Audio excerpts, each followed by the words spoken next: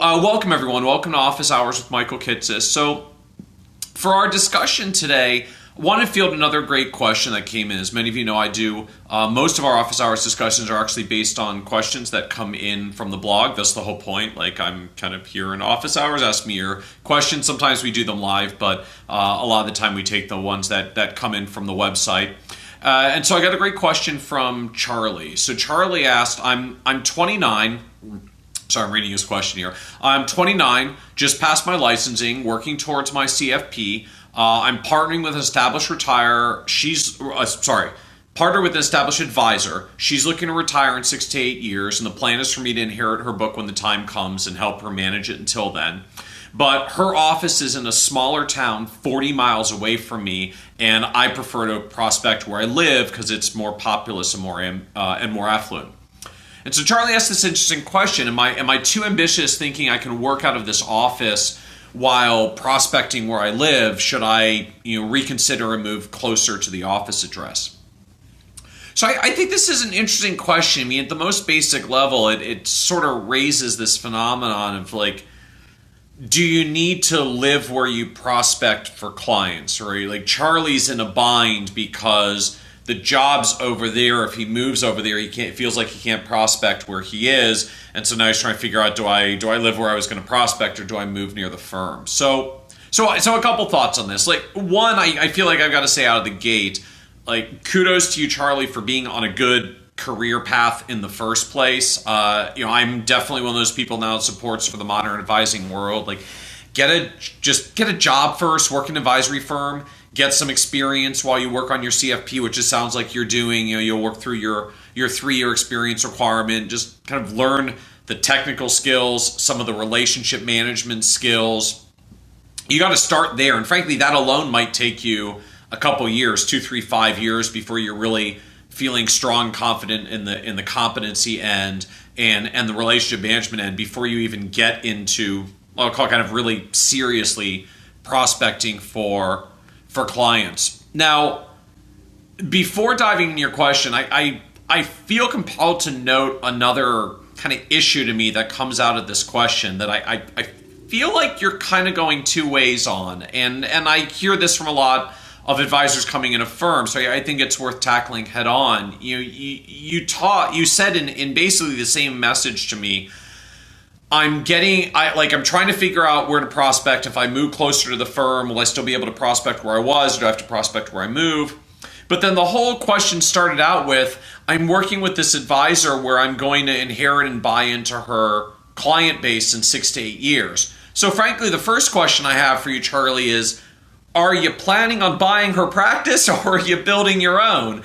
Because if she's got a full practice with clients and you start getting your own, in 6 years when she's ready to retire, you can't handle her clients because you got a bunch of your own, and we can only handle so many clients, just any one human being advisor. Like, there's a cap there. A lot of debate about where it is. Know some people that think you can get up to 75 or 100 or 125 clients. I know a lot of advisors that build a great business with no more than maybe 25 to 50 of their top A-level clients. But if you're going to take over this existing advisor's kind of full practice and work with the clients up until then, and you're prospecting as well, I'm just not clear what your plan is about at the end of the day. Are you there to build into her practice, or are you there to build your own? And if you're there to build your own, then I think you're kind of answering your question about whether or how deeply maybe you want to move to where her firm is. If ultimately your plan is not to work there and buy her clients, it's to get your own clients and build your own practice. So I challenge you a little bit early on of just what really is your path here? What direction are you really going with this? Now, so that being said, moving past that and kind of getting more directly to your question. So, the first response I'd really give to this, and someone mentioned in the comments already, who ultimately is your ideal client? I mean, who do you actually want to be working with?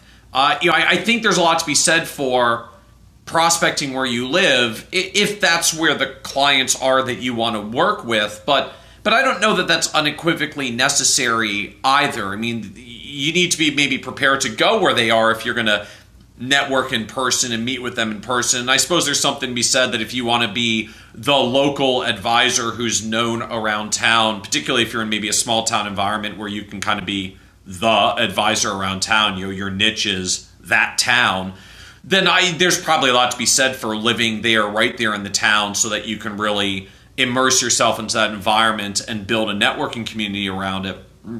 But the reality, I mean, there's lots of advisors who work at a distance, right? We see more and more advisors prospecting online. Getting clients that could be, never mind 40 miles away, like 400 miles away or thousands of miles away. So who ultimately even are you trying to work with? What group are you going after? And I guess the first question is just, do you actually really need to be there where they are to prospect for them?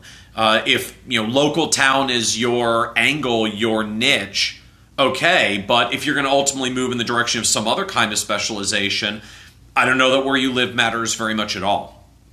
Conversely, because it's increasingly feasible to work with clients at a distance, if you feel most comfortable where you are, prospecting where you are, I don't know that it's a big problem at all that the advisor is 40 miles away for a practice that you're ultimately going to buy out. I mean, if you really want to be anchored where you are, you can meet with some of those clients virtually when you ultimately take over. If you've been working with them for 6 to 8 years at that point, you should have a pretty good relationship with them. They may be very comfortable. You may find you can do at least half the meetings with them digitally or virtually and only go there periodically into town. And maybe when you go into town, you schedule 1 or 2 days every week where you go over there and just line the meetings up one after the other so you can be very efficient about the meeting time, and then do the rest of your advising work with your clients from your home office or another office location where you are in your town 40 miles away. So even if you're going to be on this path of taking over her client base, I think increasingly we're finding in this world that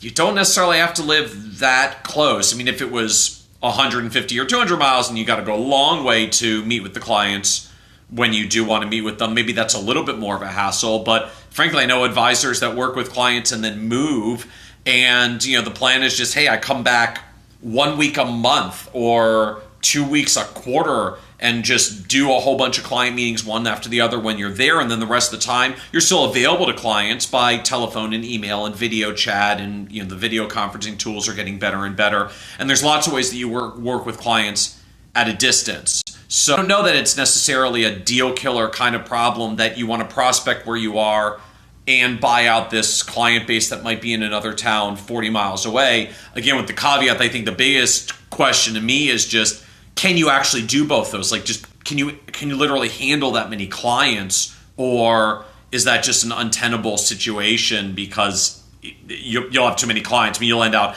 hiring another advisor to actually take over all of her clients, in which case I guess you still facilitated her succession plan, but you weren't actually the person. You have to hire someone else, which you can do, but now you've got some additional business risk to at least be cognizant of. Or you'll prospect and then you'll get your own clients, and then you have to add off your own clients in order to take on her clients. So one or two other things I would highlight about this theme, this challenge as well. Another is just for Charlie, recognize just standard of living, lifestyle. To each their own, but at least to me, 40 miles is a long commute.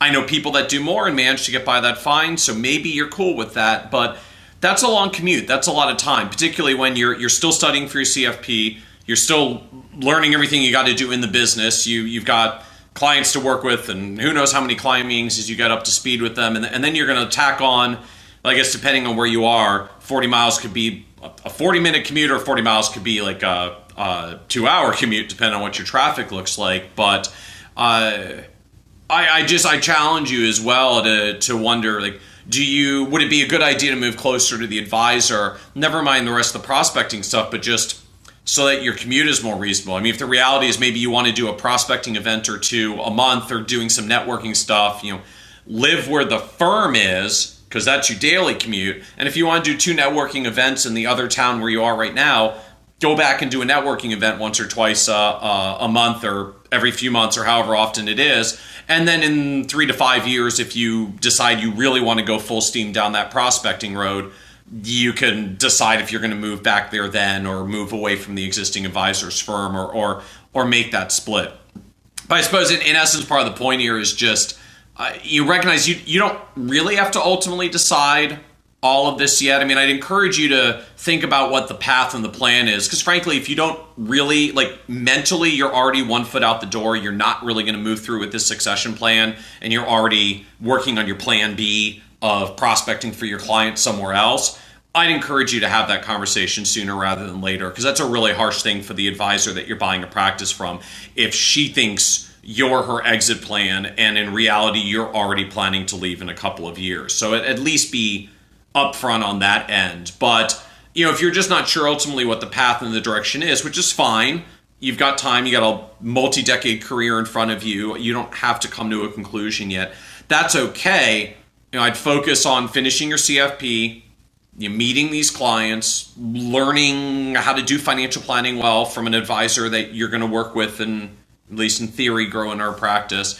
And if you want to start doing some prospecting, sure, go for it and start learning that. It's a powerful skill to learn, but you've got a lot of other stuff just to get up to speed on first. And if the reality is you're going to daily commute to an office and do a networking event a month, I have to admit I'd at least consider moving to where you're doing the daily commute. And if you're going to network a month in the old town, you can drive the 40 miles the other direction to do some of that networking and prospecting. And down the road, when you're ready to actually really go out in full and get clients, you can decide whether you want to move there or move back there, move there to prospect, and then work with the clients of the current advisor virtually because you bought her out that point. So, you've got some time to make that decision. But I guess if there's one thing you take away from this, I feel like I rambled a little today.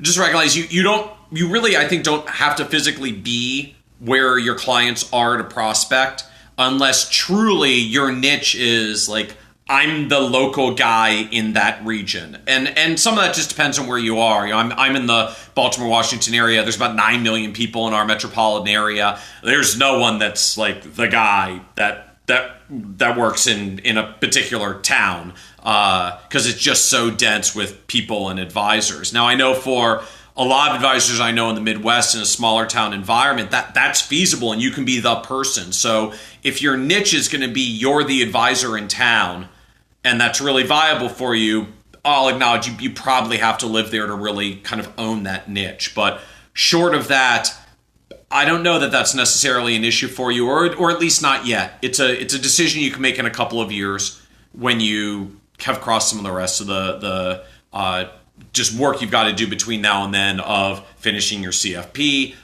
meeting these clients in the practice you're working into, learning how to do financial planning effectively for them, and kind of getting through that apprenticeship stage first. Thank you, everyone. Thanks for joining us for Office Hours with Michael Kitces. Normally 1 p.m. East Coast time. Sorry again, this was the second week in a row. I was a little off on the timing due to travel for speaking engagements, but hope this is helpful food for thought. Thanks for hanging out with us, and have a great day.